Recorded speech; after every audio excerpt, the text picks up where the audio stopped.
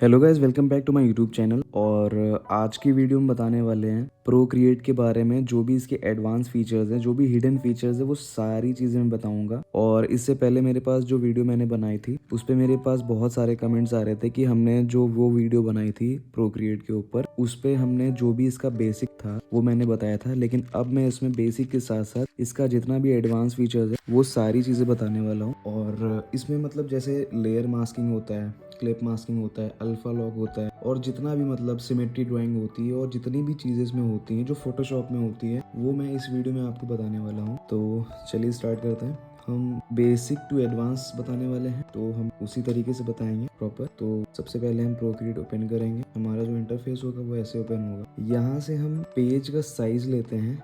ये कुछ इसके ऑलरेडी साइजेस डिसाइडेड है, आप कोई भी इसमें ले सकते हैं। प्लस यहाँ से आप साइज को अपने हिसाब से ले सकते हैं कि ये इसका रेजोल्यूशन है, ये आपको पिक्सल पे काम करना है।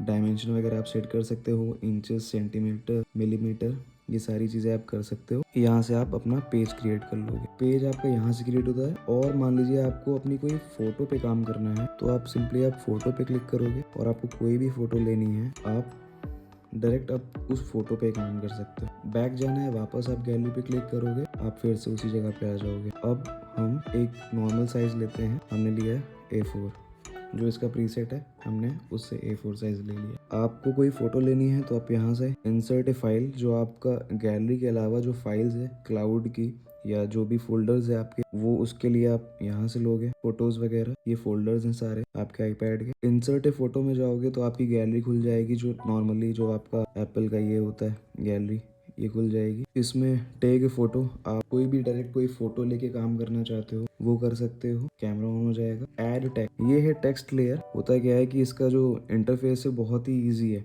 लेकिन उसके बाद भी ये कॉम्प्लिकेटेड है। क्योंकि इसके सारे फीचर्स हमारे इन्हीं सब में ही हाइड है। तो टेक्स्ट लिखने को ये जाता है तो उसको समझ में नहीं आता है कि टेक्स्ट कहाँ से लें। जैसे फ़ोन में है तो फ़ोन में तो हमें टेक्स्ट सीधे आ जाता है कहीं भी अगर वैसे कोई वो बना हुआ है, लेकिन इसमें ऐसा कुछ नहीं है। ऐड टेक्स्ट, टेक्स्ट वाली लेयर हो जाएगी। हमें जो भी करना है इस पर डबल टैप करेंगे, हमारे बाकी के टेक्स्ट के फीचर्स खुल जाएंगे। यहाँ से हम फॉन्ट चूज कर सकते हैं, साइजेस वगैरह कर सकते हैं एडजस्ट। ये बाकी के इसमें फीचर्स हैं, आप अपने हिसाब से कोई भी टेक्स्ट को मॉडिफाई करना है वो आप कर सकते हो। टेक्स्ट का इसमें एक चीज़ और है कि टेक्स्ट की ओपेसिटी तो आप लेयर में जाके तो कम ज़्यादा कर ही सकते हो, लेकिन इसमें भी आप यहाँ से ओपेसिटी कम कर सकते हो टेक्स्ट की।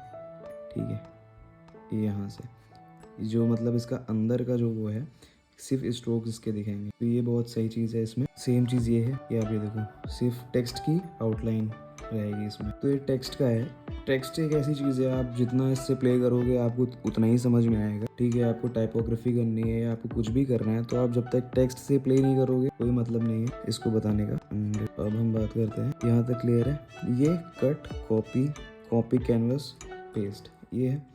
ये भी बता देते हैं कि हमने मान लीजिए कोई इमेज लिया, हमने ये इमेज लिया, ये हमारी एक लेयर बन गई। हमने इमेज लिया तो वो ऑटोमेटिक अपनी एक लेयर बन गई। अभी हमने कोई सिलेक्शन नहीं बनाया है, तो इसको चाहे कॉपी करेंगे चाहे कट करेंगे, पेस्ट का ऑप्शन आ जाएगा। कट, पेस्ट आ गया, पेस्ट वापस से उसी लेयर पे, क्योंकि उसी लेयर को मैंने कट किया और वहीं पे पेस्ट कर दिया। ठीक है, लेकिन जब दोबारा से पेस्ट करेंगे एक नई लेयर बन गई। अब हमें मान लीजिए ये सिलेक्शन टूल है, इसके फीचर्स यहाँ पे है। वही मैंने बोला कि इसका इंटरफेस तो बहुत ईजी है, लेकिन फीचर्स इसके कहाँ पे कब क्या है वो सारी चीजें मैं बताऊंगा इस वीडियो में। हमने सिलेक्शन लिया।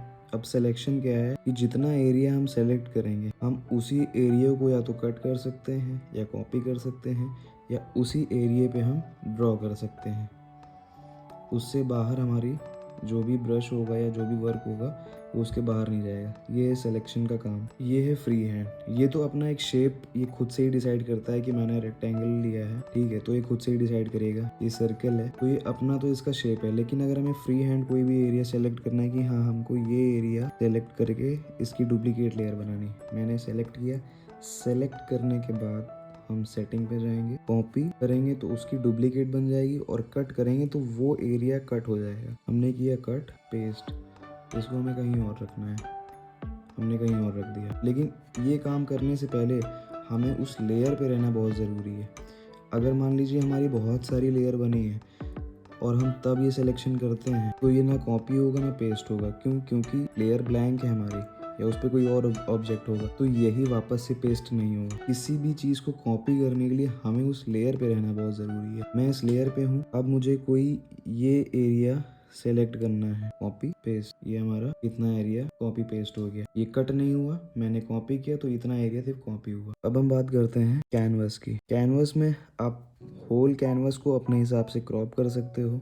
यहाँ से मुझे इतना एरिया खाली चाहिए तो मैंने इतना एरिया सेलेक्ट किया, डन कर दिया, क्रॉप हो गया। अब हम बात करते हैं, ये एनिमेशन असिस्ट है, इस पे मैंने एक प्रॉपर वीडियो बनाई हुई है, वो आप देख सकते हो। इसके ऊपर मैंने एक प्रॉपर वीडियो बना दी, आप जाके देख सकते हैं। यहाँ पर हम इसके बारे में बता देते हैं। इसको अगर ऑन करते हैं तो हम ये फ्रेम बाय फ्रेम इस पे एनिमेशन पे काम कर सकते हैं। और इसको ऑन करने पे हमारी जो अनियन स्किन होती है, जो फोटोशॉप पे होती है, उसी तरीके से हमारी इस पे फ्रेम बाय फ्रेम हम काम कर सकते हैं। पेज असिस्ट भी हमारा वही है। और ड्राइंग गाइड में हम हमारा जो किसी ड्राइंग को अगर हमें पर्सपेक्टिव में या किसी एक साइज़ के हिसाब से हमें ड्रॉ करना है, इंचेस, इसको अगर हम इंचेस के हिसाब से देख लें या सेंटीमीटर के हिसाब से देख लें तो वैसे हम काम कर सकते हैं। ये रेफरेंस है, कोई भी अगर हमें इमेज ला के रखनी है यहाँ पे साइड में और उसको देख के हमें ड्राइंग करनी है तो ये उसके लिए है। ये आप देख सकते हैं, इसको कहीं भी हम ले जाके रख के फिर हम यहाँ पे ड्राइंग कर सकते हैं। और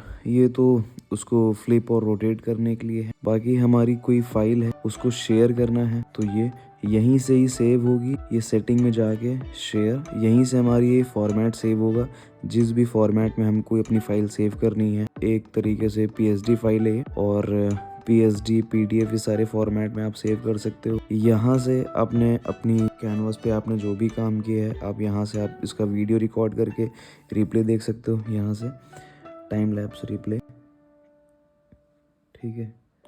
तो हम कोई भी काम करते हैं और यहीं से ही हम एक्सपोर्ट करके अपने फ़ोन में या जहाँ भी हमको भेजना है, मेल करना है, वहाँ से हम यहीं से ही हम एक्सपोर्ट करेंगे। इसके लिए हमें यहीं से एक्सपोर्ट करना पड़ेगा। बाकी जो हमारा फाइल फॉर्मेट है वो हमें यहाँ से सेव करना पड़ेगा। ये हमारे ब्रश वगैरह की सेटिंग है, ये इन्फॉर्मेशन है, इसमें भी कुछ नहीं है ऐसा खास। अब हम बात करते हैं ये जितनी भी सेटिंग है, हमारा ये जो सेटिंग वाला एरिया है ये हमने पूरा कवर कर दिया है। अब हम बात करते हैं एडजस्टमेंट की। तो ये सारे फिल्टर्स हैं, जैसे कर्व्स हैं और ब्लर करना है अगर हमें कोई चीज़, तो ये सारी चीज़ें ये भी हम स्टेप बाय स्टेप बता देते हैं। सबसे पहले हम ह्यू, सैचुरेशन, ब्राइटनेस पे जाते हैं तो हमको यहाँ पे ये 3 ऑप्शन मिल जाते हैं कि हमें इसका कलर वगैरह चेंज करना है तो हम यहाँ से करेंगे। सैचुरेशन बढ़ानी है वो यहाँ से बढ़ेगी और ब्राइटनेस एडजस्टमेंट करना है तो वो यहाँ से होगा, ठीक है। फिर हम बात करते हैं कलर बैलेंस, सेम ही है। अगर आप यहाँ से करते हो तो आपको एक पैलेट मिलता है कलर का, ठीक है, और यहाँ से आप अपने हिसाब से कलर बैलेंस कर सकते हो।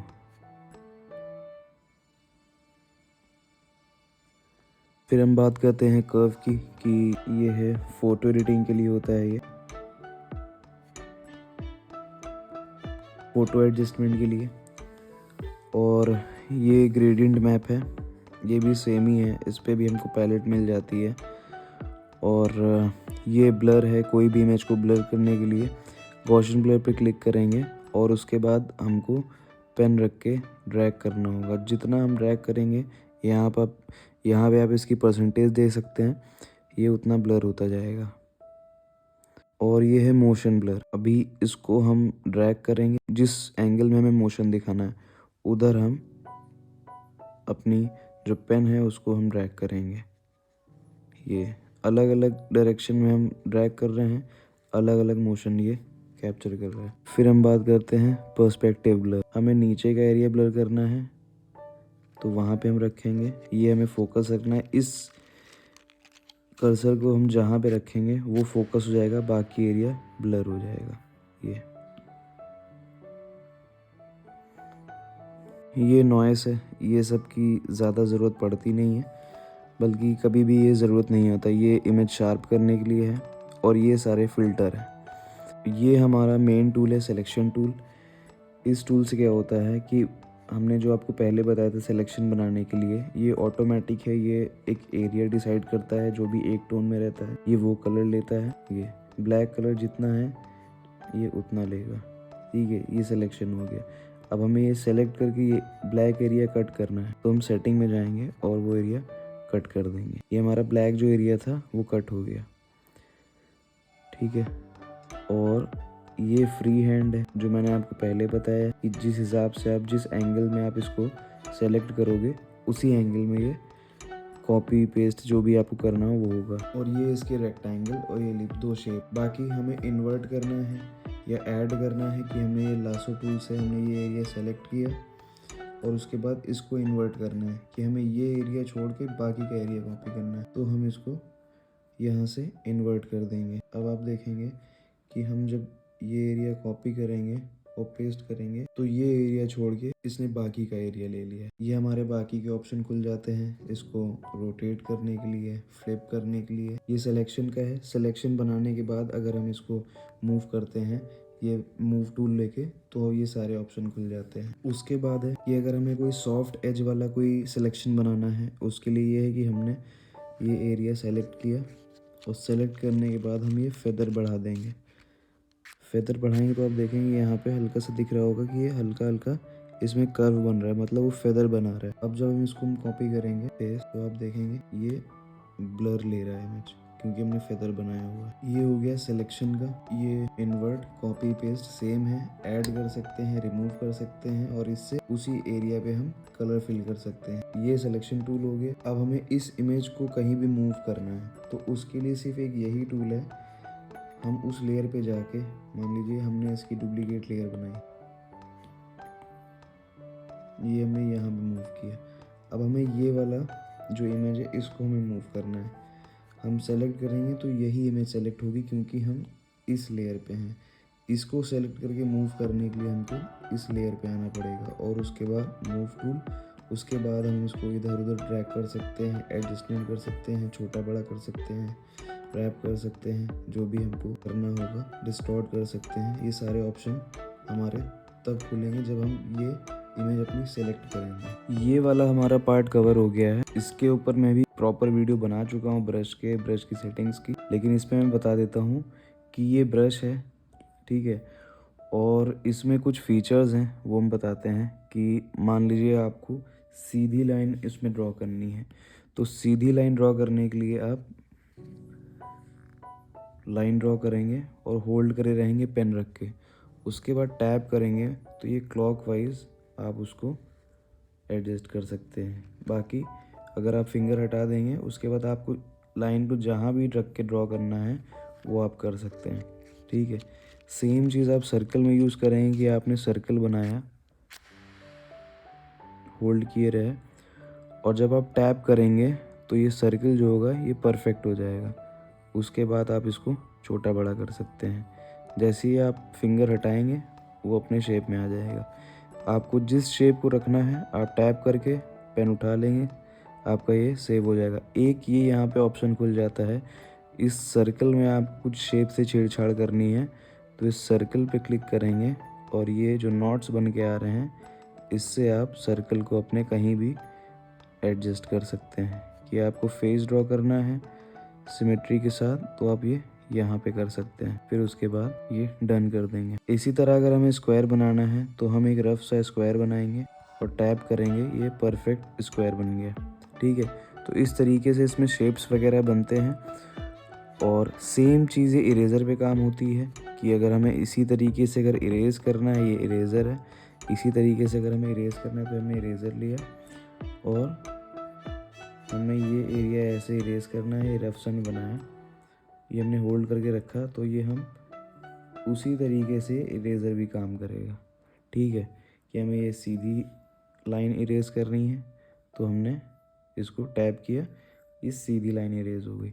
सेम चीज़ काम करता है, वही सेम चीज़ स्मश टूल पे है। स्मश टूल क्या काम आता है कि हमारी कोई भी इमेज है अगर उसको हमें डिजिटल पेंटिंग बनानी है तो हम स्मश टूल पे एयर ब्रश लेंगे और उसके बाद इसको स्मच करेंगे धीरे धीरे। तो आप ये देख सकते हैं जो इमेज है ये ब्लेंड हो रही है, ये ब्लेंडिंग के लिए काम आता है स्मश टूल। ये इस तरीके से कोई भी हम फोटो डिजिटल पेंटिंग में कन्वर्ट कर सकते हैं। इन सब पे मैं एक प्रॉपर वीडियो बना दूंगा, लेकिन ये जो बेसिक है इन सब के बाद आपको कोई भी वीडियो देखने की जरूरत नहीं पड़ेगी। ये हमारा स्मश टूल हो गया। जो सबसे मेन है प्रोक्रिएट में, जो इसको पूरा फोटोशॉप बनाता है, वो है ये लेयर वाला एरिया। ठीक है, और इसी में ही वो सारे हिडन फीचर्स हैं, वो हम इसमें बताएंगे। ये हमारी लेयर है। ठीक है, अब लेयर हम ऐड यहाँ से करेंगे और इसको डिलीट अगर करना होगा तो इधर ये ड्रैग करेंगे, ये ऑप्शन खुल जाएगा डुप्लीकेट लॉक डिलीट, हम डिलीट कर देंगे। इधर अगर हम ड्रैग करेंगे डबल फिंगर से तो ये लेयर अल्फ़ा लॉक हो जाती है कि अगर हमें कोई काम करना है इस पे तो हमारा जो कलर है वो इस लेयर के बाहर नहीं जाएगा।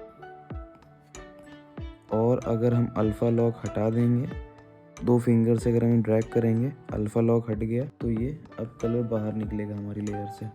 ठीक है, और इसी में ये बहुत सारे फीचर्स हैं, जैसे कि लेयर, ये जो टेक्स्ट लिखा हुआ है लेयर पे, इस पे अगर हम क्लिक करेंगे तो हमारे बहुत सारे ऑप्शन खुल जाएंगे। हमें अपनी लेयर रीनेम करनी है, नाम रखना है इसका पोर्ट्रेट। ठीक है, ये लेयर रीनेमिंग हो गई। फिर से हम क्लिक करेंगे, ये एरिया सेलेक्ट हो गया, आप देख रहे हैं सिलेक्शन बन गया। ये एरिया सेलेक्ट है, बाकी का डीसेलेक्ट है। और उसके बाद ये सिलेक्शन अगर हटाना है तो हमें वापस से ये सिलेक्शन टूल पे क्लिक करना पड़ेगा, ये डिसेबल हो जाएगा। फिर हम इसमें देखेंगे ये कॉपी, यहाँ से भी आप कॉपी कर सकते हैं और हम यहाँ से भी कॉपी कर सकते हैं। सेम चीज़ है, सेम प्रोसेस है, आप चाहे कॉपी यहाँ से करो चाहे वहाँ से करो। उसके बाद फिल लेयर करेंगे तो उस लेयर पे हमारा जो भी कलर यहाँ पे ऑलरेडी होगा और उसके बाद हम इस पे क्लिक करके फिल करेंगे तो वही कलर उस लेयर पे फिल हो जाएगा। और उसके बाद फिर से हम इस पे देखेंगे ऑप्शन क्लियर, कैनवास क्लियर हो जाएगा। फिर हम देखेंगे ये अल्फ़ा लॉक है। अल्फ़ा लॉक वही जो मैंने 2 फिंगर से आपको बताया, चाहे आप यहाँ से करो और चाहे आप ड्रैग करके करो, सेम चीज़ है। और उसके बाद है मेन है अब ये मास्क, जो इसको फोटोशॉप बनाता है। अब मास्किंग इस पे काम कैसे करती है कि अगर मास्क 2 कलर पे ही काम करता है, वाइट और ब्लैक, और इस पे इरेजर काम नहीं करता है। पहले हम ब्लैक लेंगे कोई भी चीज़ इरेज करने के लिए, कि हमें मान लीजिए कोई ये एरिया इरेज करना है। ठीक है, इस लेयर को कुछ भी नहीं होगा क्योंकि हमने इसको मास्क किया हुआ है। हम ब्रश लेंगे, हमने ब्लैक कलर लिया और ये हमें इरेज करना है तो ब्लैक कलर से इसमें इरेज होगा।